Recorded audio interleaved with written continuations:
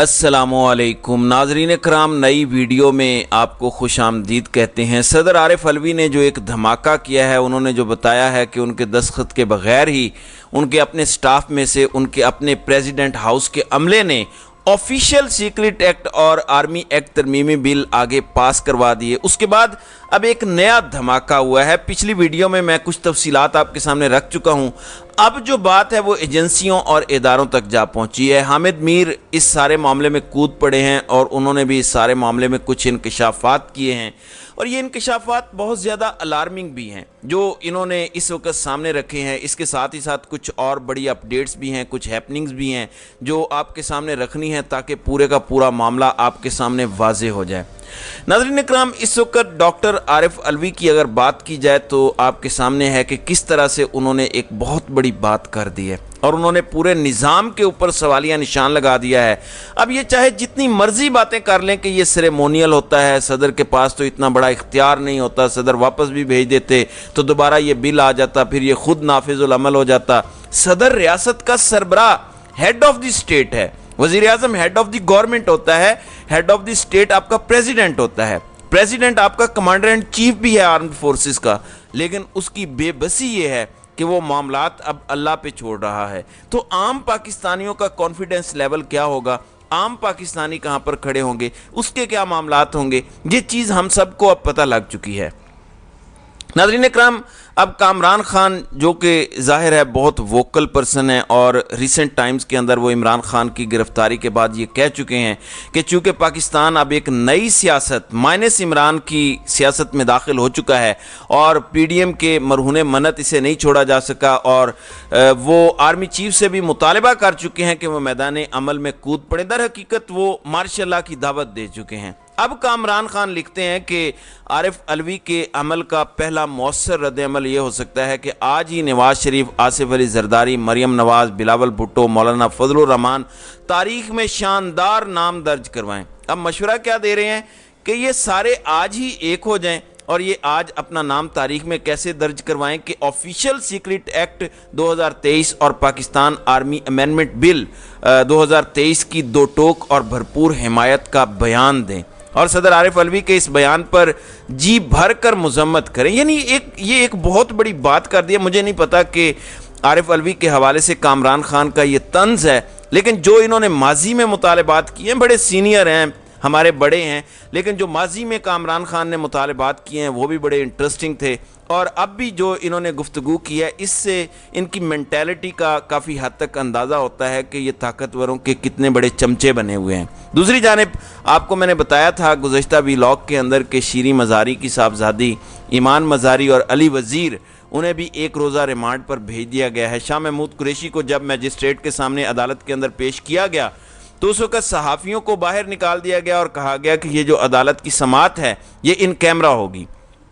अब नाज़रीन इकराम, यहाँ पर ख़बर यह है कि साइफर केस में साबिक वज़ीर ख़ारजा और वाइस चेयरमैन पाकिस्तान तहरीक इंसाफ को एक रोज़ा जिस्मानी रिमांड पर पुलिस के हवाले कर दिया गया है। साइफर केस में गुज़श्ता रोज़ गिरफ्तार किए गए पीटीआई रहनुमा शाह महमूद कुरैशी को एफआईए की जानिब से डिस्ट्रिक्ट मजिस्ट्रेट एहतशाम आलम की अदालत में पेश किया गया। शाह महमूद कुरैशी के खिलाफ आर्मी एक्ट के तहत मुकदमा दर्ज होने की वजह से केस की इन कैमरा समाअत हुई और फ़रीक़ैन के दलाइल सुनने के बाद अदालत ने शाह महमूद कुरैशी को एक रोज़ा रिमांड पर एफआईए के हवाले कर दिया। अदालत ने शाह महमूद कुरैशी को रिमांड पर एफआईए के हवाले करने का तहरीरी हुक्मनामा जारी करते हुए उन्हें सोमवार के रोज़ मुतल्लका अदालत में पेश करने का हुक्म भी दिया। अदालत में पेशी के मौके पर शाह महमूद कुरैशी ने सहाफ़ियों से गुफ्तगू की इनिशली, क्योंकि अदालती कार्रवाई तो सामने नहीं आ सकी, तो उन्होंने कहा कि पाकिस्तान का कोई सीक्रेट एक्ट कोड कॉम्प्रोमाइज़ नहीं किया, मैंने अपनी ज़िम्मेदारी का सबूत दिया और मैंने ज़िम्मेदारी से काम किया।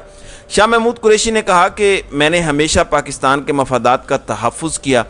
और मुल्की मफादात पर मैंने कभी भी कॉम्प्रोमाइज़ नहीं किया। मेरा ज़मीर मुतमईन है, मैंने हमेशा सही किया, ना मेरा किसी साजिश का हिस्सा बनने का इरादा था, ना मैं बना, ना किसी गैर मुतल्लका शख्सियत से ऐसा कोई डॉक्यूमेंट शेयर किया। फिर उन्होंने कहा कि इसकी सियासी बुनियाद है, मन घड़त केस है। ऑफिशियल सीक्रेट एक्ट का सेक्शन 5 और 9 تو مجھ پر لاگو ہی نہیں ہوتا۔ جب مجھے بلایا گیا میں نے پورے سوالات کے جوابات دیے، میری گرفتاری کا جواز نہیں بنتا، میں نے مکمل تعاون کیا، لیکن چیزیں آپ کو پتہ ہے کہ اس ملک میں کیسے چلتی ہیں اور اصل میں معاملات ہوتے کیا ہیں، حقیقت ہوتی کیا ہے، فسانہ کیا ہوتا ہے، یہ سب کو بہت اچھے طریقے سے پتہ ہے۔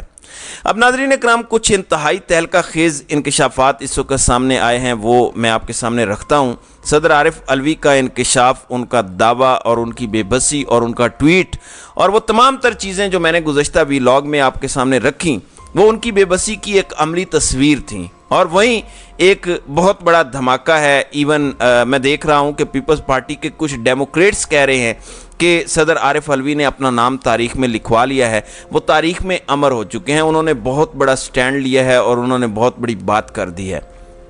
اب ناظرین اکرام، سینئر صحافی اور تجزیہ کار حامد میر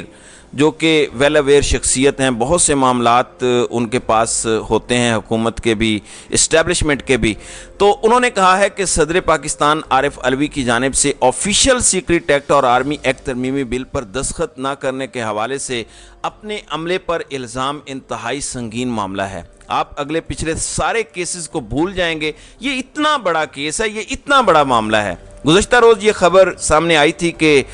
صدر مملکت ڈاکٹر عارف علوی نے قومی اسمبلی اور سینٹ سے منظور شدہ سیکریٹ ایکٹ اور پاکستان آرمی ترمیمی بل جو امینڈمنٹ بل ہے اس پر دستخط کر دیے، جس کے بعد دونوں بل قانون بن گئے۔ تاہم صدر نے آج اپنے ذاتی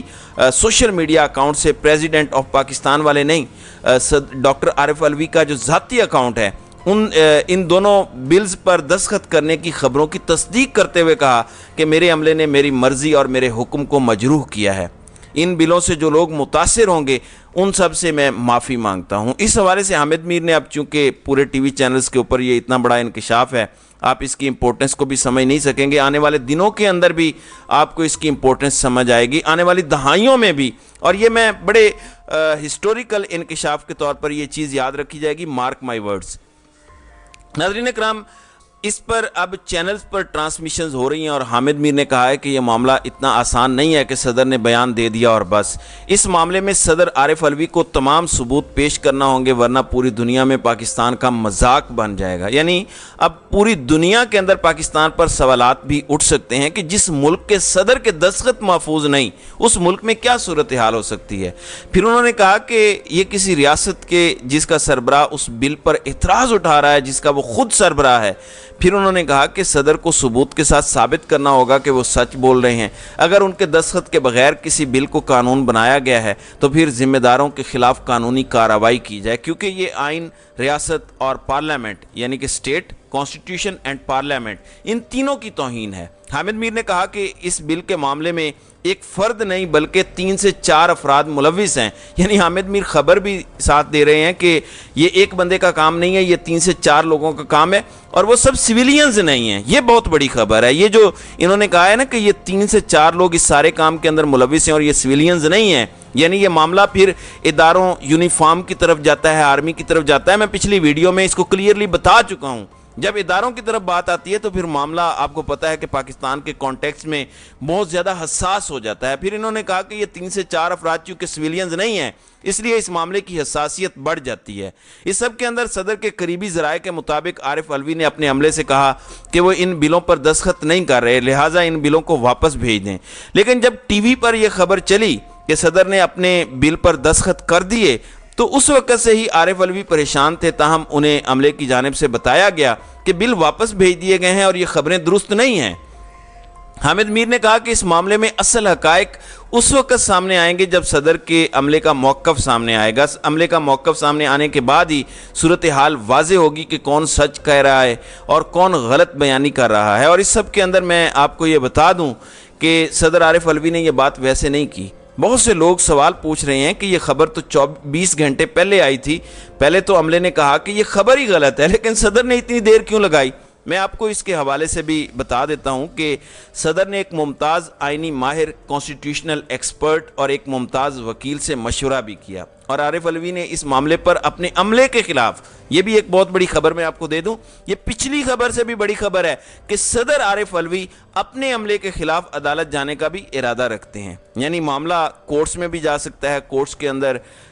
اور یہ معاملہ سیٹل ہو سکتا ہے۔ یہ بہت بڑی بات ہے، اسے آپ جتنی بڑی ڈیولپمنٹ کہیں یہ کام ہے، یقین مانیں عارف علوی نے اپنی جان خطرے میں ڈال کر وفاقی نئی داستان رقم کی ہے خان صاحب کے لیے۔ اب ارشد شریف کے قاتل اور عمران خان پر قاتلانہ حملہ کرنے والے مورے اور عمران ریاض خان کو غائب کرنے والے مورے یقیناً عارف علوی کو بھی نشانہ بنائیں گے، اور یہ آپ کو آئندہ آنے والے دنوں میں نظر بھی آئے گا۔ اللہ تعالیٰ ان کی حفاظت کرے، آمین۔ تو ناظرین کرام، آپ کی اس ویڈیو کے حوالے سے کیا رائے ہے؟ آپ اپنی رائے کا اظہار کامنٹ سیکشن میں ضرور کیجیے گا۔